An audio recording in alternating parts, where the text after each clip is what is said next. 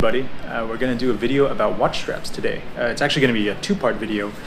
So we're going to first go through the structure of the watch strap and some of the things you might want to pay attention to when you're placing an order for a watch strap. And then we are going to do how to match it, how to style it, and what's in the materials. We use Jean Rousseau as our main supplier for watch straps.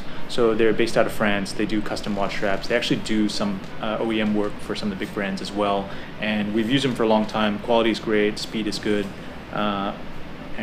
Yeah, Cho and Alan See, check it out. All right, let's get into this. So there's two major types of watch strap that we do. One is what we internally call classique. So classique is this style, where there's an interlining in the strap.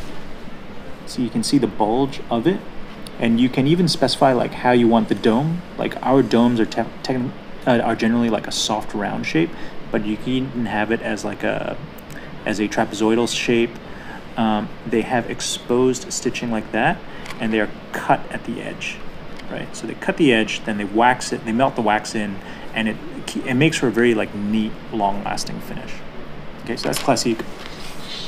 Then we also do what's called the flat. So that's the flat, right? It is, as you'd expect, it's flat. And instead of having a cut edge, it actually has a folded edge. So the edge folds over, and the material on the top basically carries over onto the side. For me, this type is beautiful on vintage and formal watches. I love it. Like, I love how thin it can get. I love the look of it because it's quite soft and pliant. I like this for basically everything. Like, this is like a general purpose design that works on almost everything. The stitching can also be modified to be contrast stitching. So if you wanted like a really sporty looking strap, like this is great for that sort of thing. Whereas this might feel a little too fine for a very sporty look for a watch strap. Other things to keep in mind, and we would take care of this for you if you were to bring your watch in to place an order for a strap. Size of the pin is really important. So like the size of pin on the buckle can vary a lot, and it's worth measuring this to make sure that you've got a hole on the other side that's big enough to accommodate the pin, but also like this section, which I believe they call the mortise, like this little cutout here needs to be wide enough to accommodate the pin.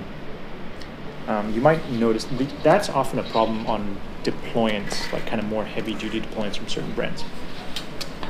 Let's see what else we got. We normally do our watch straps with straight edges like that, but you can actually have it with a curved edge here instead. So that's typically what you see on FP Journe watches, that this, rather than being straight, is curved, and it sits into the body of the watch a little bit better. Unfortunately, I don't have an FP Journe handy to show you, but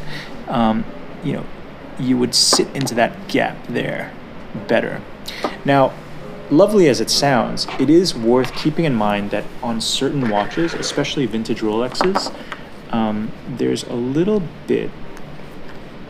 there can be a little bit of an edge here. And so you have to be very careful with, like, is this edge sharp enough that it's going to damage the watch strap in day-to-day use as like this bends? Because I've definitely seen a lot of straps get damaged right here as a result of that. Alrighty, I think that about covers it for the basic aspects, like the structural aspects of a watch strap. And then in part 2 of this video, we're going to go through materials and colors. So thanks for watching.